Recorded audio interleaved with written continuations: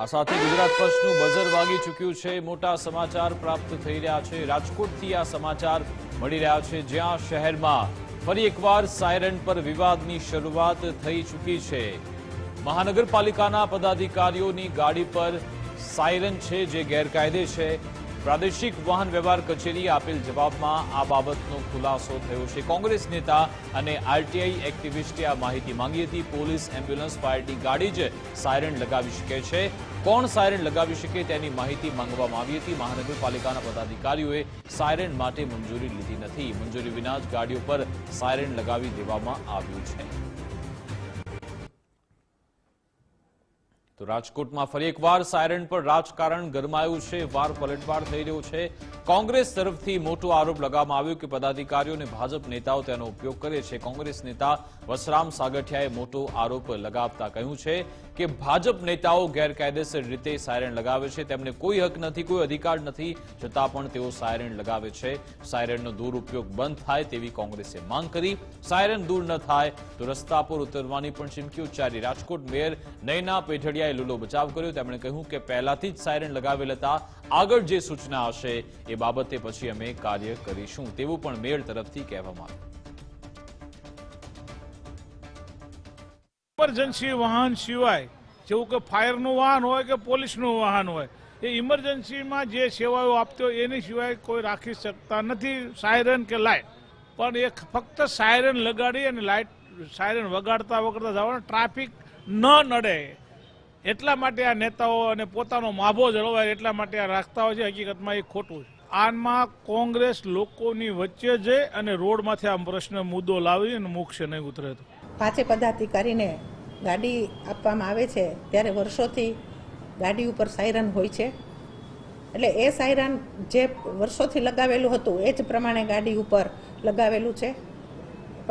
Commissioner સાહેબ, પાંચે પદાધિકારી એની ગાડીમાં વર્ષોથી જ્યારે પણ આ પદાધિકારીને ગાડી સોંપવામાં આવતી ત્યારે એની ઉપર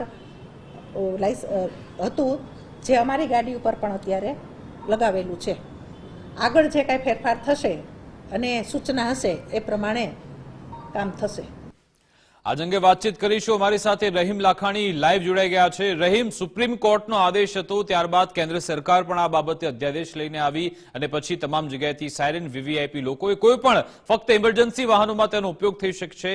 6-7 વર્ષ થઈ ગયા આદેશને, છતાં પણ આ રીતે રાજકોટમાં સાયરનનો ઉપયોગ થઈ રહ્યો છે અને ઉપરથી મેયર એવું કહી રહ્યા છે કે આગળ અમને કોઈ કહેવામાં આવશે પછી કરીશું। બેન, આમાં તો આદેશ જ છે, આમાં કોણ તમને કહેશે? તમારે એનું પાલન કરવાનું હોય। વિકાસ, સૌથી મોટો સવાલ છે વીવીઆઈપી કલ્ચર છે ને, તેને દૂર કરવા માટે હાલ દેશના વડાપ્રધાન નરેન્દ્ર મોદીએ કહ્યું હતું કે જે રીતના વીવીઆઈપી કલ્ચર છે તે દૂર થવું જોઈએ, ને તેના જ ભાગરૂપે તત્કાલીન મુખ્યમંત્રી વિજય રૂપાણી દ્વારા લાઇટ અને સાયરન છે તે દૂર કરવામાં આવ્યા હતા।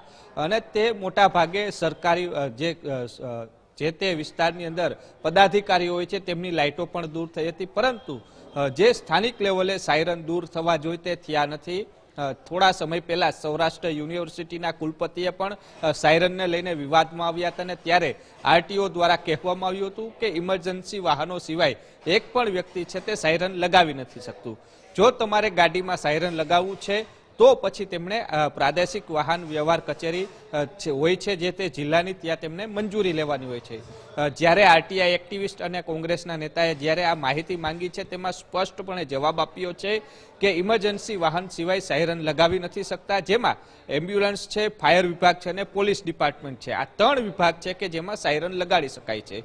પરંતુ પદાધિકારીઓએ કે પછી કોર્પોરેશન દ્વારા સાયરન લગાવવા માટેની પણ કોઈ પણ જે એપ્લિકેશન છે તે કરી નથી। તે પણ આ આરટીઆઈ જે માહિતી અધિકારની છે માહિતીમાં સામે આવ્યું છે।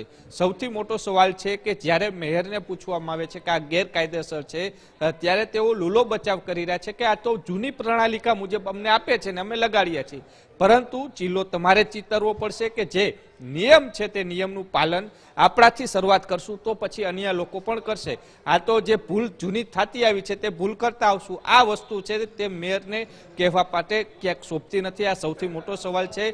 તેને નિયમોનું પાલન કરવું, પોતાથી જ શરૂઆત કરી અને લોકોને પણ પાલન માટે કે જે ઉત્તેજના કરવાના હોય કે બાકીના પદાધિકારીઓ પણ હવે આ સાયરન દૂર કરો. મેં પણ દૂર કર્યું છે ને નિયમ જે આરટીઓનો છે, ગુજરાત સરકારનો છે, સુપ્રીમ કોર્ટનો આદેશ છે, તો પછી આ નિયમનું પાલન કરવું એ જરૂરી છે. પરંતુ ક્યાંક ને ક્યાંક લૂલો બચાવ કરતા અત્યારે સામે આવ્યા છે. વિકાસ, બિલકુલ આભાર રહીમ તમામ જાણકારી આપવા બદલ.